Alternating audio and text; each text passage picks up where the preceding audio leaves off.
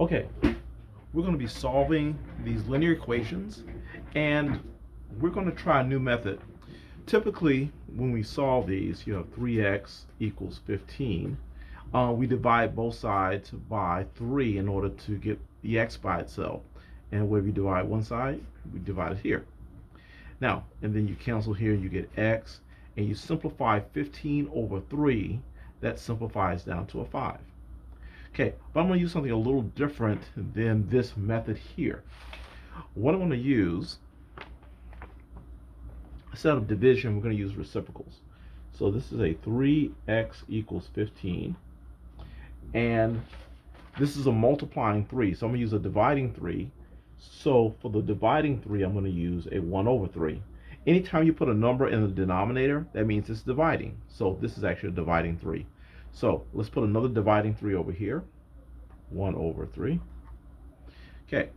In fact, you get two pieces. You get a dividing 3, and the one on top is a multiplying 1. So whatever's on top is multiplying, whatever's on the bottom is dividing the next number. So 3 divided by 3 is 1, and then when you multiply it times 1, you get 1.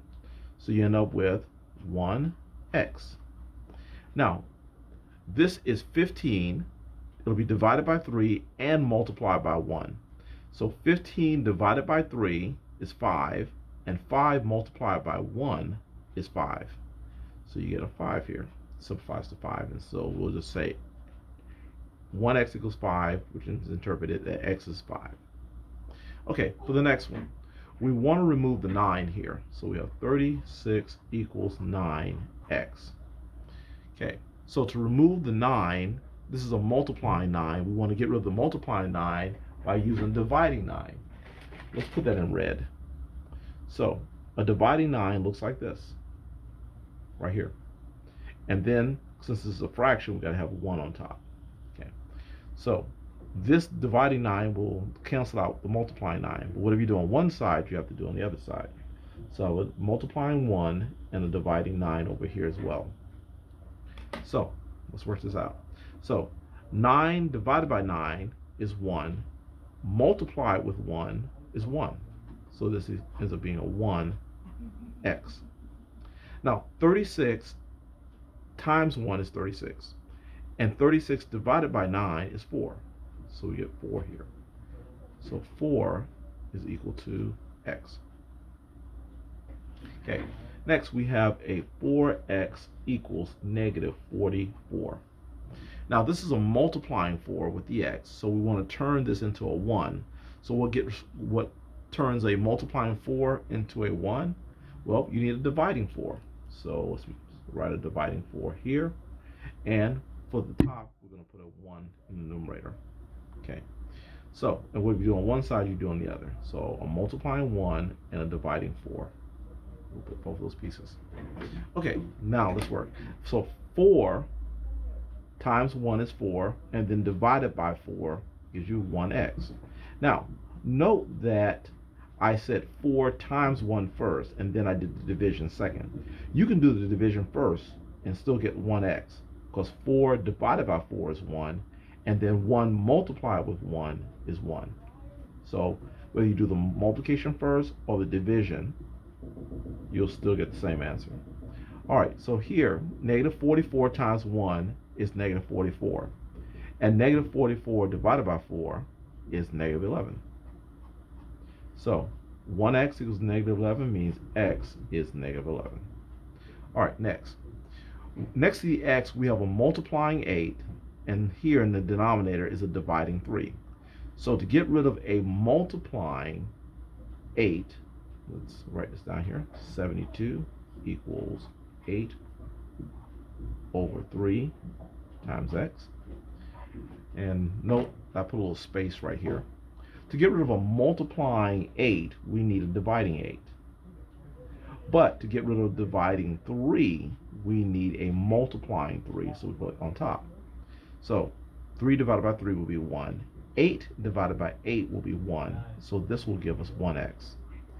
Now, whatever you do on one side, you do on the other. So we put another multiplying 3 and a dividing 8 on the other side. And we're going to figure that out in just a second. So this is 8 divided by 8 is 1. 3 divided by 3 is 1. So 1 times 1 is 1.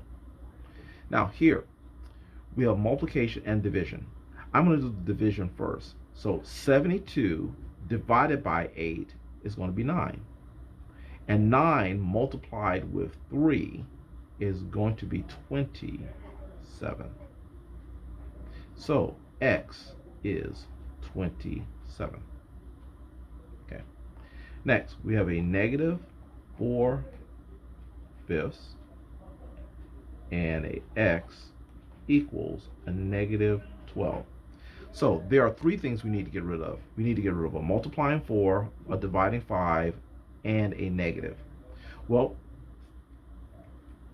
to get rid of the multiplying 4, we're going to need a dividing 4. To get rid of the dividing 5, we're going to need a multiplying 5. And to turn this negative into a positive, we need another negative. Okay. Let's bring that up a little bit. Okay, so we need another negative. So those are the three things we need. So we're going to put these three things on the other side. We need the negative, we need the multiplying 5, and we need the dividing 4. Okay, so 5 divided by 5 is 1. 4 divided by 4 is 1. And negative, two negatives gives us positive 1. And that's what we want. We want a positive 1 here. Okay, on the other side, we have 12 times 5 divided by 4. Or I can do the division first. 12 divided by 4 is 3. And 3 multiplied with 5 is 15. And a negative times a negative is going to be a positive. So that's positive. So I can simply say that x is 15, which is positive 15. The last problem I don't have any more room for, and I apologize, my paper is kind of short. The last problem is a negative 72 equals negative 9/2x. And here, to get the x by itself, we have to get rid of the multiplying 9, the dividing 2, and the negative. So in order to do that, I'm going to use a dividing 9 to get rid of the multiplying 9, a multiplying 2 to get rid of the dividing 2, and a negative here. That combination will be positive. So I'm going to put the same thing on the other side. A negative, a 2, and a 9. Okay? So whatever you do put on one side, you put on the other side. So on this side, 2 divided by 2 is 1, 9 divided by 9 is 1, and negative make a positive. So you have a positive 1x.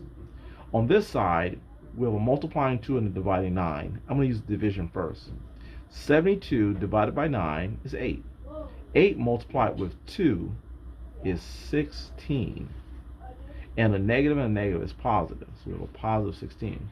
So we can say that this is 1x equals a 16.